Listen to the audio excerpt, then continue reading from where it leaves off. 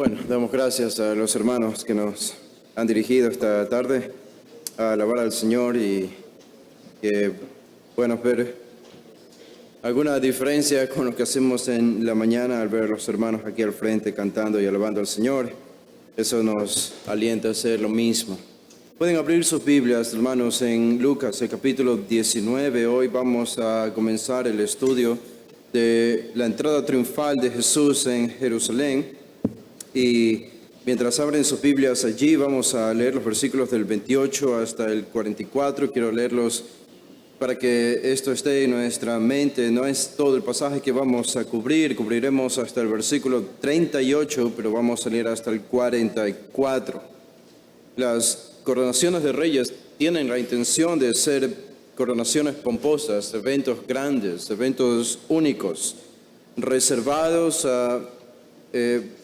proclamados con anticipación. Vemos coronas, cetros, tronos, diademas y diamantes, oro en la vestimenta y la corona de estos reyes, incluso de los que asisten, la concurrencia de visitantes nacionales y extranjeros, dignatarios de los más importantes asistiendo a esta coronación, porque la coronación de un rey es un evento que tiene por diseño ser un evento lleno de pompa, de alegría, de celebración. Se marca el inicio de algo nuevo, el fin de un antiguo ciclo. Y lo que tenemos en nuestro pasaje es justamente una coronación, pero es una coronación sin corona, sin trono, sin cetro, sin dignatarios. Pero es una coronación. Y esto es lo que encontramos aquí cuando Jesús entra triunfalmente en la ciudad de Jerusalén. Déjenme leer este pasaje. Dice el versículo, leemos desde el 28, Lucas 19, 28, dice: dicho esto, iba delante subiendo a Jerusalén. Y aconteció que llegando cerca de Betfagé y de Betania, el monte que se llama de los Olivos, envió dos de sus discípulos diciendo: id a la aldea de enfrente, y al entrar en ella hallaréis un pollino atado, en el cual ningún hombre ha montado jamás, desatadlo y traedlo. Y si alguien os preguntare, ¿por qué lo desatáis?, le responderéis así: porque el Señor lo necesita. Fueron los que habían sido enviados y hallaron como les dijo, y cuando desataban el pollino, sus dueños les dijeron: ¿por qué desatáis el pollino? Ellos dijeron: porque el Señor lo necesita. Y lo trajeron a Jesús, y habiendo echado sus mantos sobre el pollino, subieron a Jesús encima. Y a su paso tendían sus mantos por el camino. Cuando llegaban ya cerca de la bajada del monte de los Olivos, toda la multitud de los discípulos, gozándose, comenzó a alabar a Dios a grandes voces por todas las maravillas que habían visto, diciendo: bendito el Rey que viene en el nombre del Señor, paz en el cielo y gloria en las alturas. Entonces algunos de los fariseos entre la multitud le dijeron: Maestro, reprende a tus discípulos. Él respondiendo les dijo: os digo que si estos callaran, las piedras clamarían. Cuando llegó cerca de la ciudad, al verla, lloró sobre ella, diciendo: oh, si también tú conocieses, a lo menos en este tu día, lo que es para tu paz. Mas ahora está encubierto de tus ojos. Porque vendrán días sobre ti cuando tus enemigos te rodearán con vallado y te sitiarán, y por todas partes te estrecharán, y te derribarán a tierra y a tus hijos dentro de ti, y no dejarán en ti piedra sobre piedra, por cuanto no conociste el tiempo de tu visitación. Este es un pasaje registrado por los 4 evangelios. Es tan importante que lo registran Mateo, Marcos, Lucas y Juan. Y todos tienen como título la entrada triunfal en Jerusalén.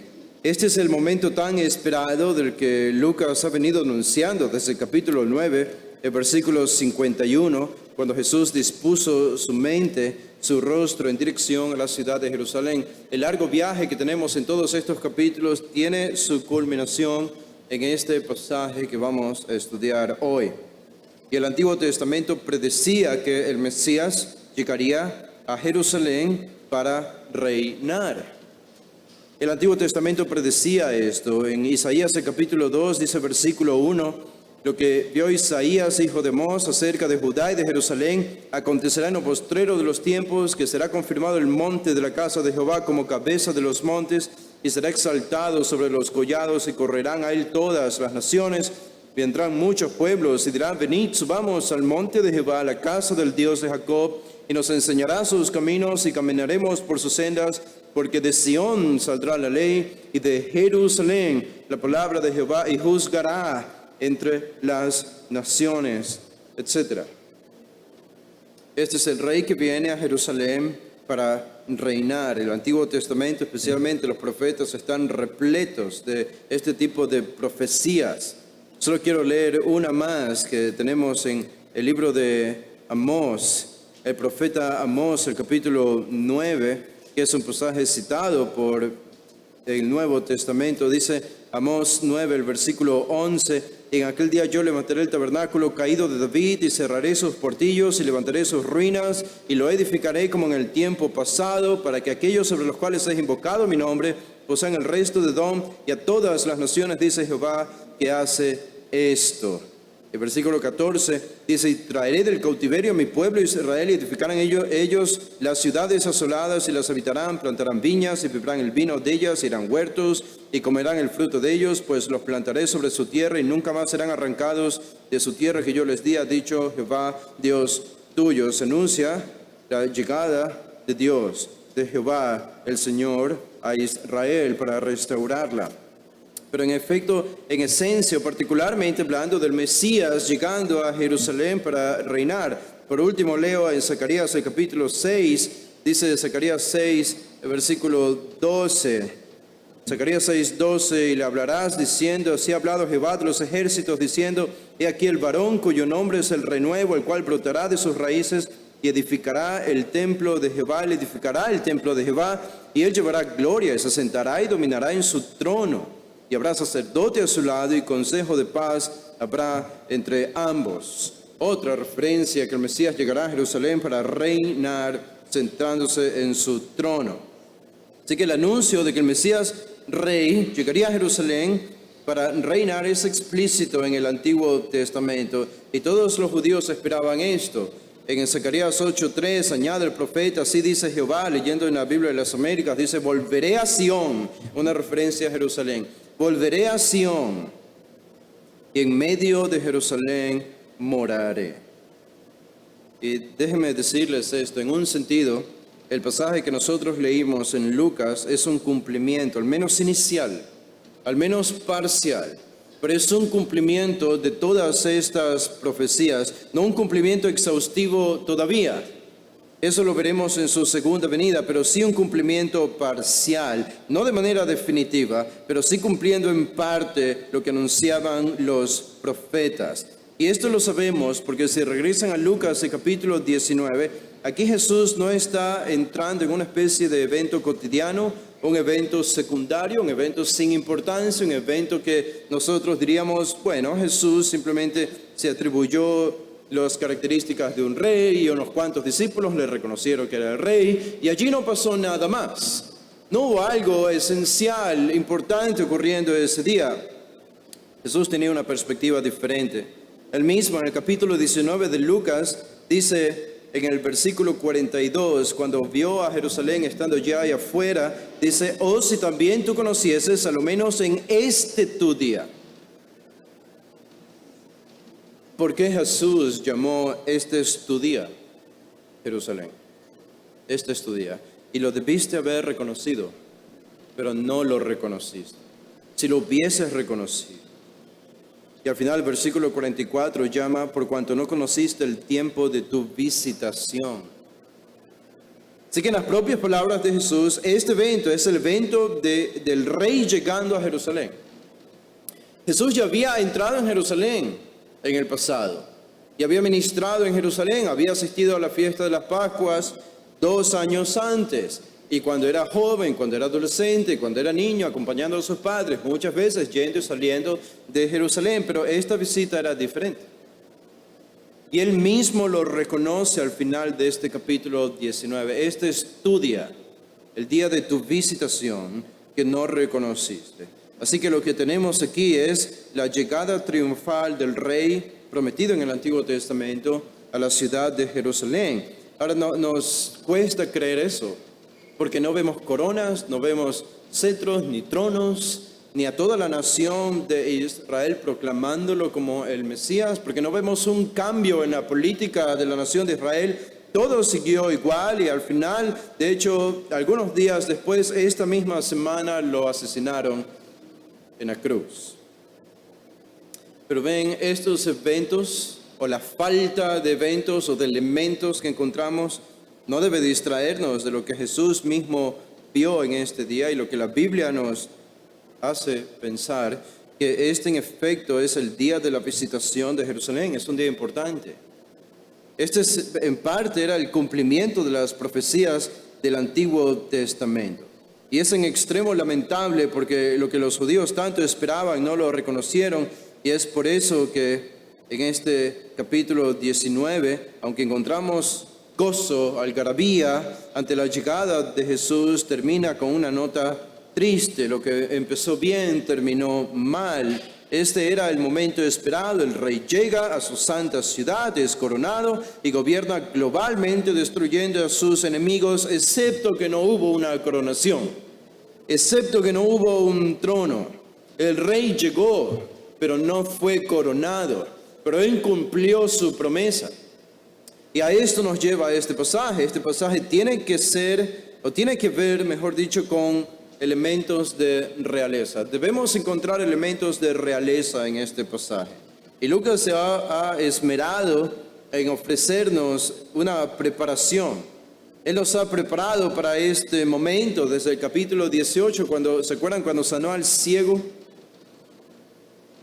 Que Marcos le llama Bartimeo, el ciego Bartimeo, cuando iba caminando, acercándose a la ciudad de Jericó, como les llamó el ciego a Jesús, hijo de David, hijo de David. Lo seguía repitiendo al final del capítulo 18. Esta es una indicación de que Él es el Rey. Él es el Rey. Lucas nos ha preparado de esto desde el primer capítulo de su Evangelio. Cuando el ángel Gabriel se le aparece a María y le dice: este será grande y será llamado Hijo del Altísimo, y el Señor Dios le dará el trono de David su padre, y reinará sobre la casa de Jacob para siempre, y su reino no tendrá fin.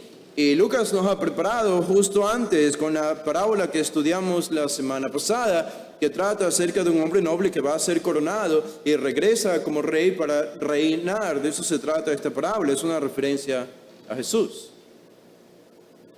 Así que todo tiene que ver con realeza aquí. En efecto, lo que vamos a descubrir en este pasaje es cómo cada aspecto de este relato tiene la intención de que veamos a Jesús como el genuino Rey de Israel que llega a su ciudad, a la ciudad de Jerusalén.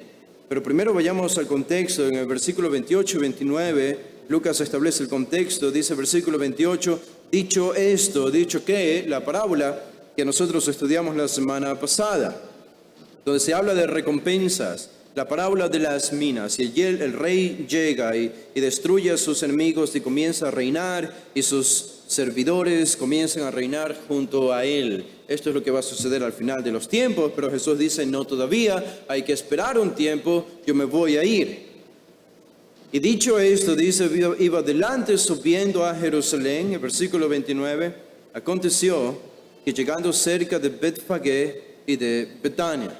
Aquí encontramos dos ciudades, o mejor dicho, dos aldeas muy pequeñas que Lucas menciona. Una es la primera vez que aparece y la única que aparece en todo el Nuevo Testamento, es la aldea de Betfagé. Muy poco sabemos acerca de esta aldea, aparte de que el nombre significa casa de higueras o casa de higos, porque había mucha plantación de higos allí.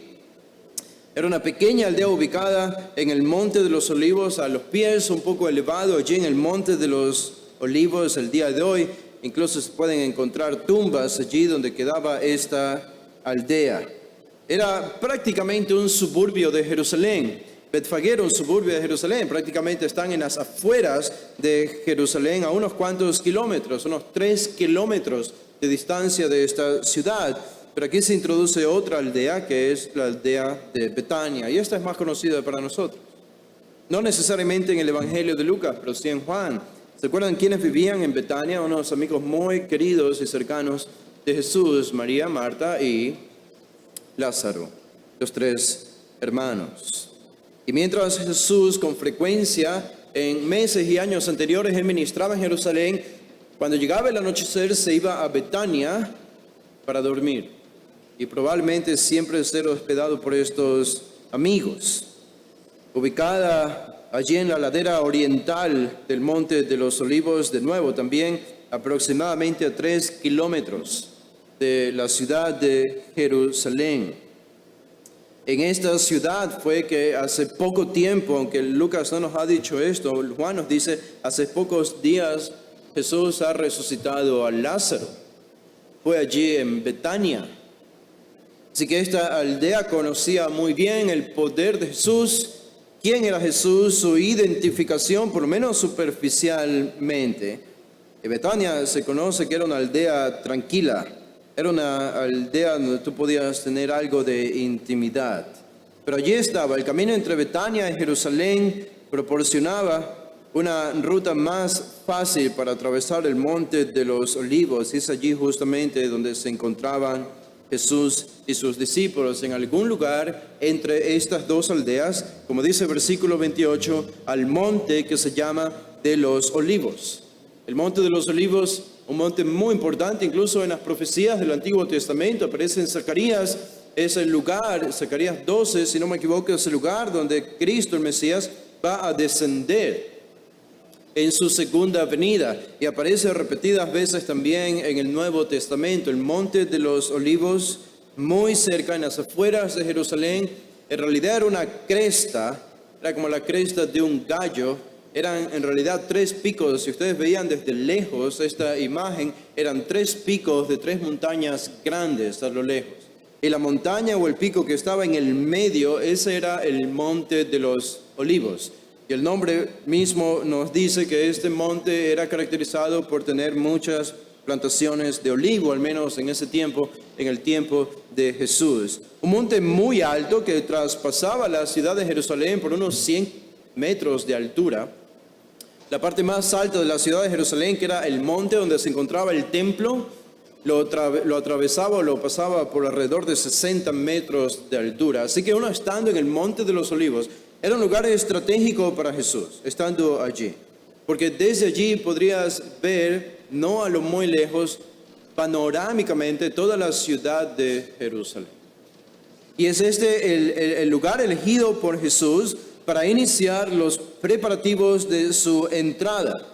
Así que Él está aquí junto a estas 2 aldeas, hacia la pendiente este del Monte de los Olivos. Y Betania al este de Betfagé, las dos estaban muy cerca.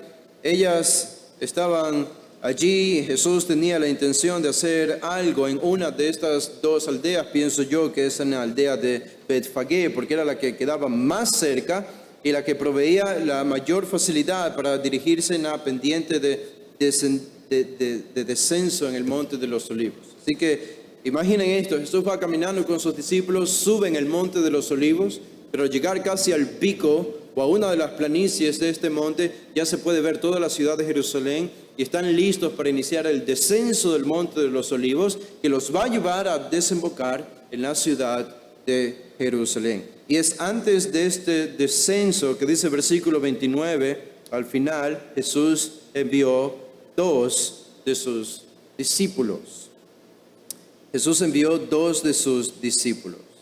Con esta magnífica vista panorámica, como diciendo, esa es nuestra meta, ya la vemos, estamos muy cerca, a solo 3 kilómetros de distancia, allí está. Ahora inician los preparativos para la gran entrada triunfal del Rey. Así que este relato marca el inicio, el primer día de la última semana de la Pasión. Esta misma semana, esto habría ocurrido el día domingo, algunos piensan el día lunes. Jesús un día antes ha sido ungido en Betania por María. ¿Se acuerdan cuando lavó sus pies con sus cabellos, con el perfume de alabastro muy caro? Y Judas el hipócrita que estaba allí dijo, lo hubiésemos vendido a los pobres, etcétera, etcétera. Pero esto sucedió un día antes. El día siguiente tenemos lo que algunos llaman el Domingo de Ramos, que es este evento que está aquí, aunque probablemente ocurrió el día lunes. Pero entre el domingo y lunes estamos aquí en el inicio de la semana. El domingo de Ramos podría ser. Y apenas unos días después, el día viernes, Jesús sería crucificado en la cruz. Y el día domingo resucitaría. Estamos ya en la semana de la pasión. Y Jesús aquí se había hecho de más seguidores con el milagro de resucitar a Lázaro. Tenemos que esta era la semana de la fiesta de la Pascua.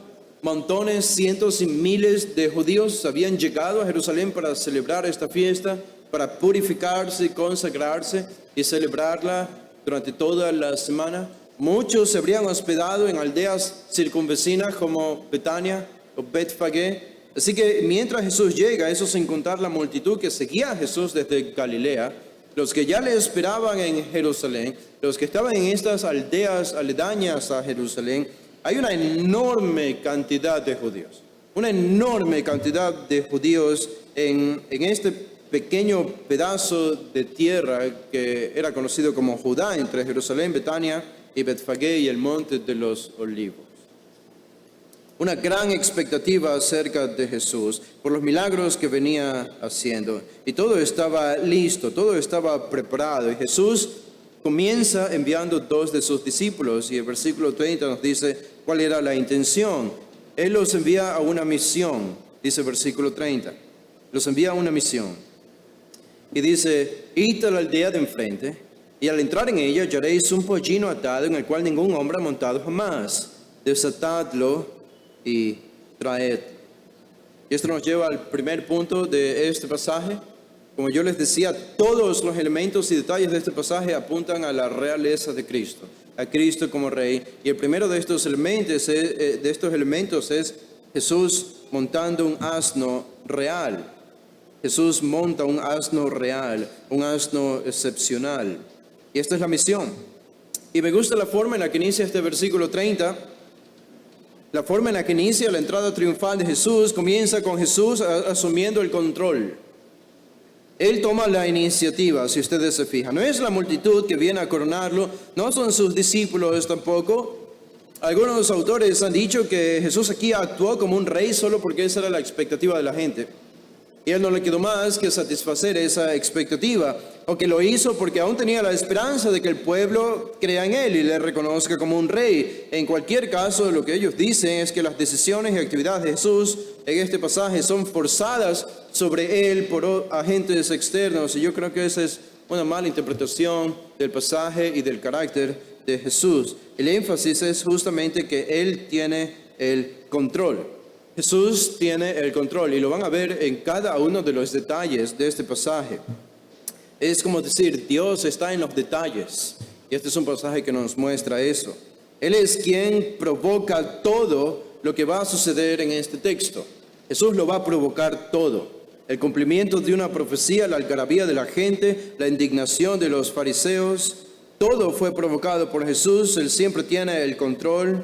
Y esto lo vemos ya en el versículo 30 que acabamos de leer, porque inicia con una orden de Jesús a sus discípulos, con un imperativo: vayan, id a la aldea de enfrente, y al entrar en ella hallaréis un pollino atado. Esta es la orden. Jesús los envía a 2 de ellos, no sabemos quiénes, probablemente Pedro y Juan, probablemente, pero no podemos estar seguros, a una misión para comenzar los preparativos de la gran entrada. Y ahora uno esperaría que esta sea una misión importante. Digo, es una misión importante, es la preparación del gran rey para entrar a la santa ciudad de Jerusalén. ¿Qué más importante puede ser que esto? Pero ¿qué es lo primero que hace Jesús? ¿Cuál es la misión importante para los discípulos? Tráiganme un burro. Esta es la misión. Tráiganme un burro. Un burro, exactamente, un asno. ¿Qué se supone que Jesús va a hacer con un burro? ¿Cómo esto se relaciona con la gran entrada triunfal de Jesús a Jerusalén? Pero Jesús sabe lo que está haciendo. Y nosotros tenemos que confiar en Jesús. Él sabe lo que hace y Él va a hacer algo. Y lo primero que necesita es un asno. ¿Por qué un asno? Bueno, aquí déjenme dirigirles a 2 pasajes del Antiguo Testamento Y estos dos pasajes nos enseñan qué es lo que está haciendo Jesús aquí y por qué un burro. Si van a Génesis 49, aunque Mateo, Juan y los otros evangelistas no lo conectan con Génesis, pienso yo que hay alguna relación aquí. En Génesis 49, noten lo que dice el versículo 10. Esta es la profecía de Jacob, ¿se acuerdan? Sobre sus hijos, sobre sus 12 hijos antes de morir. La profecía de Jacob. Y dice en Génesis 49, 10, no será quitado el cetro de Judá. Esto es hablando de su hijo Judá, por quien vendría un rey. Dice, no será quitado el cetro de Judá. Es decir, de Judá vendrá un rey. Esto lo tenemos en Génesis 49. Ni el legislador de entre sus pies. Otra vez, la referencia a un rey. Hasta que venga Silo. Y a él se congregarán los pueblos. ¿Y qué dice el versículo 11? Es decir, el versículo 10 habla claramente de un rey que viene de Judá. Y dice el versículo 11, atando a la vid su pollino y a la cepa el hijo de su asna, lavó en el vino su vestido y en la sangre de uvas su manto, sus ojos rojos del vino y sus dientes blancos de la leche.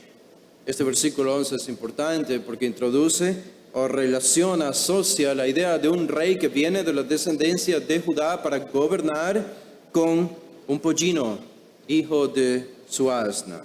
Y esto nos tiene que llevar, porque esto es lo que se hace en Mateo explícitamente, en el pasaje del Evangelio de Mateo, él nos dice que esto sucedió para que se cumpliese lo que Zacarías había anunciado. Si van a Zacarías 9:9, dice Zacarías 9:9, alégrate mucho, hija de Sión, da voces de júbilo, hija de Jerusalén. ¿Por qué? ¿Cuál es la causa de este gozo? Dice, he aquí tu rey vendrá a ti, a Jerusalén, como justo y salvador, humilde y cabalgando sobre un asno, sobre un pollino, hijo de asna. Para esto fue unos 500 años antes del tiempo de Jesús, que Zacarías escribió esta profecía, unos 500 años antes. Y Jesús está aquí 500 años después, dando instrucciones a sus discípulos de que traigan un pollino, un hijo de asna. Esta es una historia que trata sobre un burro. Digo, solo decirlo suena algo chistoso. Hablaremos un poco sobre este asno. La palabra más exactamente es la palabra pollino, es el término polos. Polos en el griego es un asno joven, la cría de un asno. Y Mateo nos dice que debían traer al pollino con su asna, es decir, con su madre, a los dos burros. Obviamente Jesús montó sobre uno de ellos, que sería el pollino. El asno era un animal de carga en ese tiempo. Desde la perspectiva griega y romana, el asno no era un animal importante, no era un animal que provocaba honra, no era un animal honrado. Incluso Josefo, el historiador judío, nos dice que un general judío llamado Anileos atacó a un parto llamado Mitrídates y lo humilló, forzándolo a cabalgar desnudo sobre un asno. Esta era una causa de extrema vergüenza en el contexto griego, en el contexto romano, en el contexto gentil. Así que para los romanos no había nada de triunfal con montar sobre un burro. Pero el contexto judío era diferente en este caso.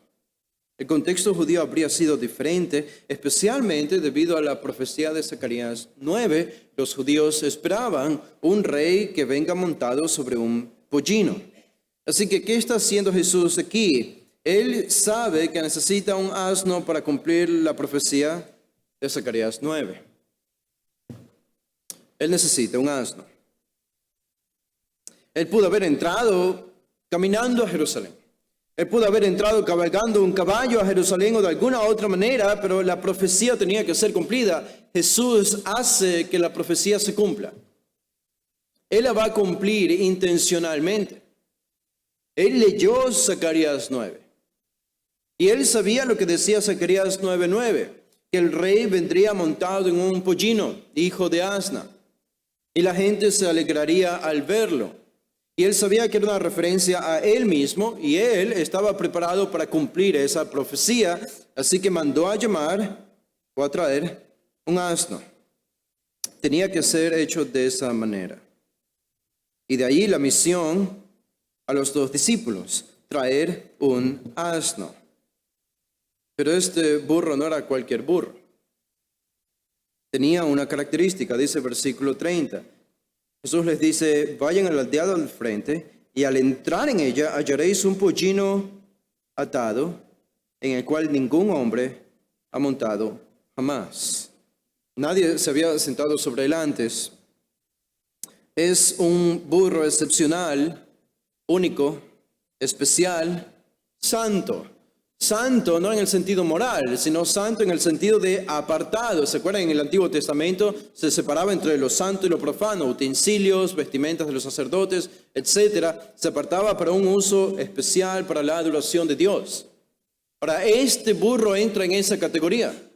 Este burro es un burro preparado, especial, excepcional. No debía tener ningún uso humano o profano.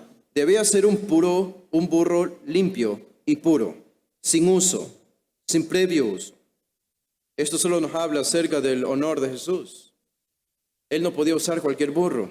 Siendo un rey y cumpliendo esta profecía, este asno debía estar reservado solamente para él. Esto nos habla de la grandeza de Jesús, del honor de Jesús. Esto nos habla de realeza.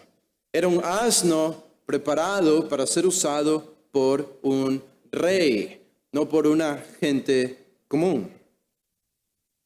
Y Jesús no solo predice que ellos encontrarían un pollino. Aquí hay varias cosas que Jesús predice en los versículos 30 y 31. Este es Jesús el profeta. Él predice el futuro. Él predice varias cosas aquí y con un lujo de detalles que nos asombra a nosotros. Hay que notar la ausencia de generalidades en un pasaje como este. Muy diferente a las supuestas profecías de profetas falsos que cuando profetizan con generalidades para que eso se cumpla fácilmente. No hay eso en Jesús. Jesús es muy específico y detallado. Jesús ofrece detalles. Un asno, pero no un asno cualquiera. Él dice un asno joven van a encontrar. Un asno joven. Además, dice que el asno estaría atado. El asno estaría atado.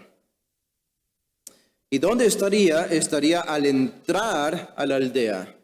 Apenas al entrar a la aldea. Así que hasta aquí Jesús predice en detalle la identificación del animal que ellos encontrarían, un asno, la edad de este asno, que era un pollino, era un asno joven, el lugar donde encontrarían este pollino, que era al entrar en la ciudad, y la condición en la que lo encontrarían atado. Y otra característica, nadie lo había utilizado jamás. Pero Jesús va a ofrecer incluso más detalles todavía en este pasaje. No es solo esto, Jesús también predice el problema que esto generaría. Él dice al final del versículo 30, cuando encuentren este asno, desátenlo o desatándolo, tráiganlo. Hay una extraña repetición de esta frase de desatadlo y traerlo en este pasaje. Por alguna razón parece que es importante desatar este pollino y traerlo a donde estaba Jesús. Pero esto, si ustedes piensan, generaría un problema. Los discípulos habrían dicho: Jesús, ¿nos estás diciendo que robemos un burro que no es nuestro? Porque esto es lo que en efecto debían hacer. Ellos debían ir a una aldea que no era de ellos, donde ellos no vivían. Un pollino atado, era un pollino que tenía un dueño, obviamente. Los pollinos no andaban caminando solos, tenían dueños. Especialmente si estaba atado y si estaba con su madre. Y ellos debían desatarlo y traerlo. ¿Acaso eso no es robo? Bueno, una cosa podemos decir acerca de esto. No se vale robar para Jesús. Jesús es la única persona en toda la historia de la humanidad, el único hombre en toda la historia de la humanidad que nunca pudo haber robado, aún si hubiese querido. Nunca quiso, pero aún si hubiese querido y hubiese intentado, nunca hubiese sido capaz de robar. ¿Por qué? Es fácil. Porque todo era de Él. Porque Él es dueño de todas las cosas. Así que él nunca pudo haber cometido el pecado de hurto, era imposible, porque el universo entero le pertenecía a él. Y recordamos incluso algunos salmos que nos hablan de Dios y que todo le pertenece a Dios. Mío es el mundo y su plenitud. Así que al Jesús enviar a estos dos discípulos a desatar un pollino que no era de ellos, sino que tenía un dueño extraño para ellos, y debían traerlo a él, Jesús no estaba robando nada. Jesús simplemente estaba reclamando lo que era suyo, lo que le pertenecía a él. Pero los discípulos difícilmente iban a entender esto. Así que Jesús les ayuda. Él les va a ayudar. Y en el versículo 31, Jesús sabe que desatar un pollino que no es tuyo generaría un problema con los dueños de ese pollino. Así que uno puede imaginar, mientras ellos estaban allí desatando el pollino, los dueños habrían salido, habría ocasionado un gran problema. Por eso Jesús dice en el versículo 31, y si alguien os preguntare, ¿por qué lo desatáis? Le responderéis así, porque el Señor lo necesita. Una extraña explicación para tomar algo que no es tuyo. Digo, yo sé que esto no funcionaría si me trepo al carro de mi vecino y me lo llevo. Y si me pregunta, ¿qué rayos estás haciendo en mi carro? Y yo le digo, el Señor lo necesita. Estoy seguro que eso no funcionaría para ninguno de nosotros, de los que estamos aquí. Pero de alguna manera extraña, esto tenía que funcionar para los discípulos. Y tenía que ser una explicación suficiente para los dueños de este asno. Digo, ellos debían quedarse tranquilos con esta explicación. Y es la pasmosa profecía que hace Jesús aquí de todos los detalles. Notan, no solo todos los detalles acerca de este pollino, sino en el versículo 31, incluso profetizando lo que los dueños iban a decirles a los discípulos cuando ellos tomaran este pollino. Ellos van a decir, ¿por qué lo desatáis? Digo, el dueño pudo haber dicho cualquier otra cosa. Los dueños pudieron haber salido enojados, lanzando piedras o insultando, o quizás no se pudieron haber dado cuenta. Digo, hay una infinidad de posibilidades de cómo esto pudo haber ocurrido. Pero Jesús predice exactamente lo que iba a suceder y las palabras que iban a salir de la boca de los dueños. Exactamente una por una. ¿Por qué lo desatáis? Alguien les va a decir esto. Y si alguien les dice eso, ustedes deben responder así, porque el Señor lo necesita. Yo no sé lo que habrían pensado los dueños, pero esta respuesta debía ser suficiente. Debía ser suficiente. Cuando el dueño del universo requiere algo, lo tiene.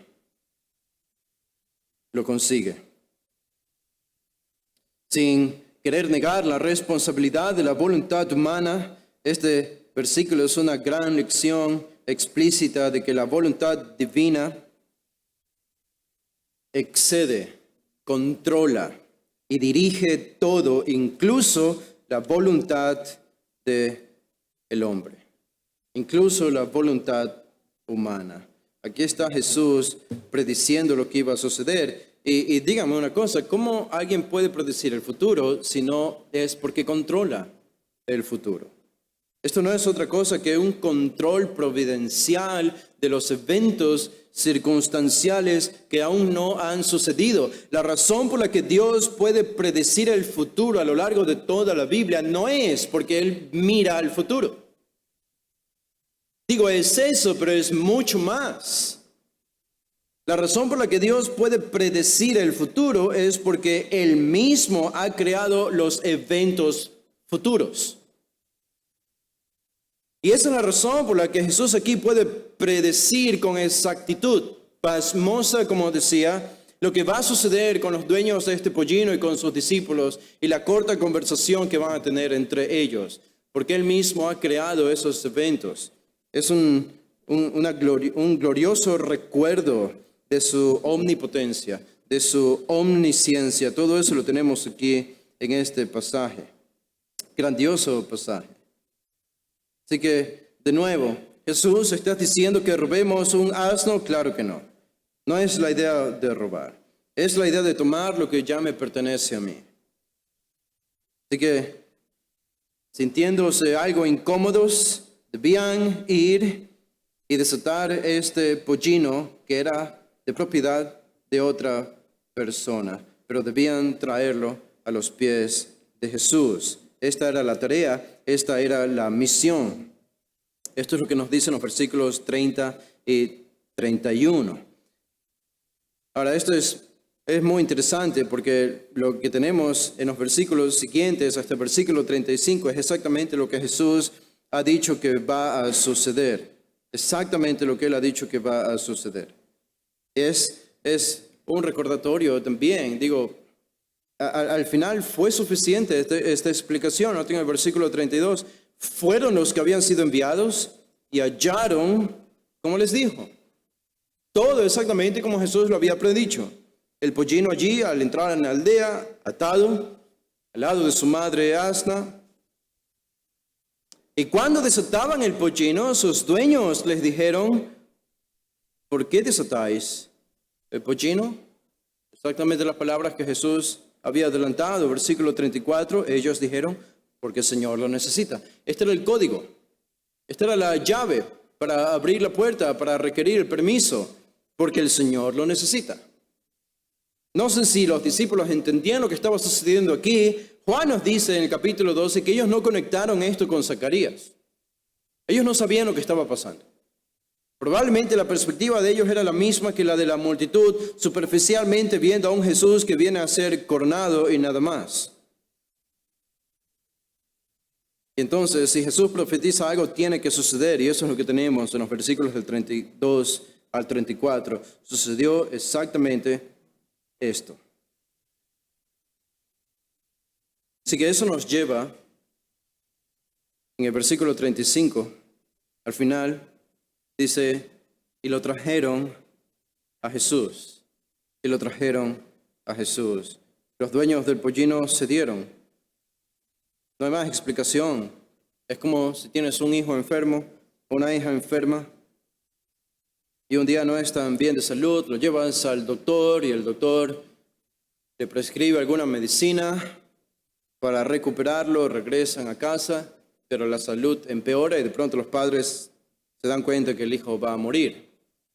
Y cuando el hijo muere, la gran pregunta es, ¿por qué murió mi hijo? ¿Cuál es la respuesta? ¿Cuál es la respuesta?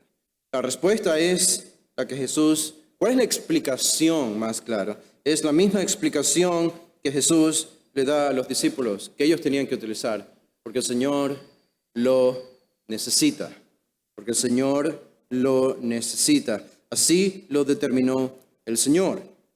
Y si el Señor había determinado usar este pollino, los dueños tenían que ceder, y cedieron, y ofrecieron su pollino.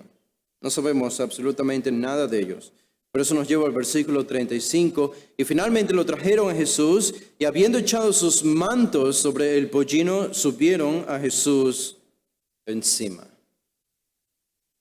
La primera vez que este pollino fue utilizado, lo subieron allí encima. Qué privilegio para este asno, digo, ser montado por el Rey de Reyes y Señor de Señores. Lo que tenemos aquí no es otra cosa que un asno elegido desde antes de la fundación del mundo. Un asno predestinado para cumplir esta misión de Jesús, de entrar triunfalmente a la ciudad de Jerusalén. Todos los detalles y preparativos estaban a la mano y al perfecto control de Jesús. Qué perfecto control Él nos muestra aquí. Y eso nos lleva al versículo 36, y en el versículo 36 encontramos el segundo punto, que es preparando un camino real. Todo apunta a la realeza de Jesús. Primero, el asno montando un asno real, no un asno cualquiera, que es un asno usado por un rey. En segundo lugar, preparando un camino real, un camino de realeza. Noten el versículo 36. Y a su paso tendían sus mantos por el camino. Así que esta es la imagen en la que debemos pensar. Jesús ya está montado sobre el asno y ahora están descendiendo desde el Monte de los Olivos, acercándose cada vez más a la ciudad de Jerusalén. Y de la ciudad de Jerusalén salen una multitud de judíos a recibir a Jesús, más los judíos que ya vienen acompañando a Jesús con sus discípulos y los que han salido de las aldeas circunvecinas. Y todos los que están allí, nos dice Mateo, Juan y Marcos, comienzan a tender y preparar un camino para que Jesús atraviese por allí. El versículo 36 es muy corto, pero dice, y a su paso tendían sus mantos por el camino.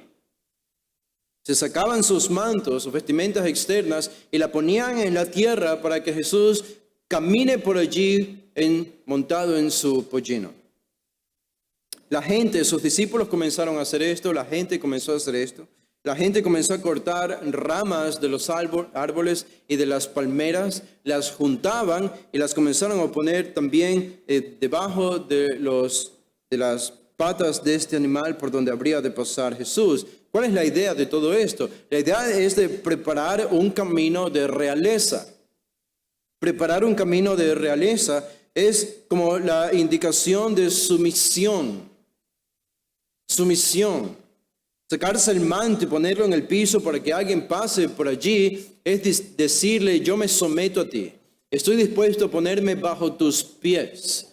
Puedes caminar sobre mí, puedes pisarme porque eres mayor que yo. Yo me sujeto a ti. Esa es la idea del camino real que la gente y los discípulos van preparando a Jesús mientras Él se aproxima a Jerusalén. ¡Qué gran visión! ¡Qué gran escenario! La algarabía que existía allí. De nuevo, esto apunta, este versículo 36, a la realeza de Jesús. Es verdad que no vemos cetros, tronos ni coronas, pero vemos el cumplimiento de la profecía de Zacarías. Vemos que a Jesús se lo está tratando como un rey aquí, con el asno que utiliza, con el camino de realeza que es preparado por sus discípulos. Y eso nos lleva al último punto aquí, versículos 37 y 38, que es también aclamándolo con un cántico de realeza. Aclamándolo con un cántico de realeza. Dice el versículo 37, cuando llegaban ya cerca de la bajada del monte de los olivos, toda la multitud de los discípulos, gozándose, comenzó a alabar a Dios a grandes voces por todas las maravillas que habían visto. Aquí hay adoración, aquí hay cánticos. Esta es la celebración de la Pascua también, recuerden, y en la celebración de la Pascua cantaban los cánticos o los salmos de Halel, como se les llamaba. Uno de ellos era el Salmo 118, que es el que recita la multitud aquí en el versículo 38. Bendito el Rey que viene en el nombre del Señor, paz en el cielo y gloria en las alturas. Pero el versículo 37 es la preparación para este cántico. Dice que toda la multitud de los discípulos, ¿cómo estaba? ¿Cuál era la condición de ellos emocional? Dice, gozándose. Tenía que haber gozo. Tenía que haber gozo. Ante la llegada de un rey, todos debían salir a recibirlo con un ambiente festivo y frenético. Cuando los romanos recibieron a Mitrídates, se dice, donde sea que el rey aparecía, las ciudades se echaban hacia él vestidos festivamente y alegrándose grandemente. Josefo habla sobre la visita de Alejandro Magno a la ciudad de Jerusalén unos 300 años antes de Jesús. Y Josefo dice que un sacerdote había dicho que Dios le reveló a este sumo sacerdote que adorne la ciudad con coronas, que abran las puertas de la ciudad y que salgan todos a recibir a Alejandro Magno y que debían estar todos vestidos con ropas blancas y llenos de alegría. Y esto es lo que hicieron los judíos cuando Alejandro Magno entró a la ciudad de Jerusalén. Así se recibía a un rey. No hacerlo de esta manera habría sido un insulto para un rey. Cicerón dice que cuando él visitó una ciudad, porque era un dignatario importante, donde sea que iba, la gente le aparecía festivamente alabándolo y cantando. Y este elemento no podía faltar en la entrada de Jesús, el Rey de Reyes, el Señor de Señores. Si Él es el Rey, tiene que haber alegría en su entrada a Jerusalén, en su supuesta coronación. El entusiasmo mismo es una señal de que este es el Rey de Israel prometido en el Antiguo Testamento. Tiene que haber entusiasmo. Y es algo un poco difícil de entender porque al mismo tiempo entendemos que es un entusiasmo temporal y superficial. Porque todos van a rechazarle cuando Él entra en Jerusalén y al final van a crucificarle. No hay más reconocimiento de su reinado. Sus propios discípulos le van a abandonar cuando es crucificado en la cruz. Aquí los dignatarios de la ciudad de Jerusalén no salen a recibir a Jesús, son sus discípulos y la multitud confundida. Llenos de algarabía, unos se contagian a otros y cuando ven a Jesús entienden que probablemente este realmente es el que ha prometido el Antiguo Testamento, especialmente como nos dice el versículo 37, dice que la gente comenzó a alabar a Dios a grandes voces. ¿Por qué? Dice, por todas las maravillas que habían visto. ¿Qué maravillas? Son los milagros que Jesús había hecho. Uno de ellos, especialmente, la resurrección de Lázaro hace pocos días. Y muchos estaban allí porque querían ver no solo a Jesús, nos dice Juan, sino a Lázaro también. Y ellos habrían pensado, si este Jesús resucitó un muerto como Lázaro, que ya se estaba pudriendo en la tumba, entonces no debe ser difícil para él entrar en la ciudad de Jerusalén y coronarse rey. Y de nuevo devolvernos la gloria que hemos perdido. Y puede imaginar entonces la gran algarabía, el gozo, el entusiasmo, la fiesta que había entre los judíos y las multitudes que seguían a Jesús cuando Él estaba disponiéndose a entrar a la ciudad de Jerusalén. Y lo que prueba esto de que Él es el Rey es el canto que ellos eligen, que es el Salmo 118. Son salmos de realeza, donde se habla explícitamente, como dice el versículo 38, bendito el Rey que viene en el nombre del Señor. ¿Alguna duda de que los judíos lo veían a Jesús en este momento como un rey? Aunque temporalmente, aunque superficialmente, pero lo veían y pensaban que este era su rey. Y decían, paz en el cielo y gloria en las alturas, ha llegado el momento. Este es el tiempo tan esperado. Hemos esperado siglos por la venida de nuestro Mesías y finalmente lo tenemos. Ha llegado. Está frente a nosotros. Todo era festividad, todo era alegría. Todo era alegría, excepto que no había una corona, de nuevo, excepto que no había un trono. Y que al final de este capítulo 19, Jesús se va a poner triste, tan triste que va a llorar cuando vea la ciudad de Jerusalén. Eso no encaja con el contexto de una coronación de un rey, especialmente del Rey de Reyes y el Señor de Señores. Así que aquí entramos a una especie de explicación. Digo, es una entrada triunfal. Y tenemos que reconocer, es una entrada triunfal, es triunfal a pesar del rechazo que va a experimentar Jesús, es triunfal. Y es una entrada porque entra a Jerusalén, pero no hubo coronación. Aunque no hubo una coronación, sin embargo, se cumplió que fue una entrada triunfal. ¿Se dan cuenta de eso? Aunque no creyeron en Él y le mataron después de esto, fue una entrada triunfal. Y la profecía de Zacarías 9 se cumplió, o al menos se cumplió en parte. Porque vayan conmigo un momento a Zacarías, ojalá que lo puedan encontrar esta vez. La primera vez no pudieron encontrarlo. Dice en Zacarías 9:9, dice, alégrate mucho, hija de Sión, da voces de júbilo, hija de Jerusalén. Este júbilo se cumplió. Lo hemos visto en Lucas 19. He aquí tu rey vendrá a ti justo y salvador, humilde, cabalgando sobre un asno, sobre un pollino, hijo de asna. Esto se cumplió. Y Mateo nos dice que esto se cumplió. Mateo cita Zacarías 9:9. Juan 12, también cita Zacarías 9:9. Pero lo que no citan ellos es el versículo 10. ¿Qué dice el versículo 10? Y de Efraín destruiré los carros y los caballos de Jerusalén, y los arcos de guerra serán quebrados, y hablará paz de las naciones, de su señorío será de mar a mar, y desde el río hasta los fines de la tierra. Este es su reinado mundial, global. ¿Se cumplió el versículo 10? No. El versículo 9, sí. Lo que originalmente habría sido como un solo evento, Jesús nos demuestra que es dividido en dos eventos. El versículo 9, una coronación humilde, si quieren ponerlo desde esa perspectiva.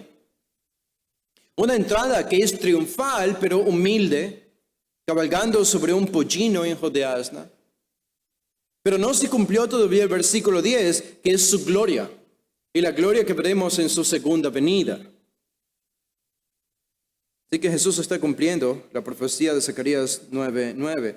Y me parece, para ir cerrando, que me parece que es muy interesante que en ninguno de los 4 evangelios Jesús explica a la multitud qué es lo que él estaba haciendo allí.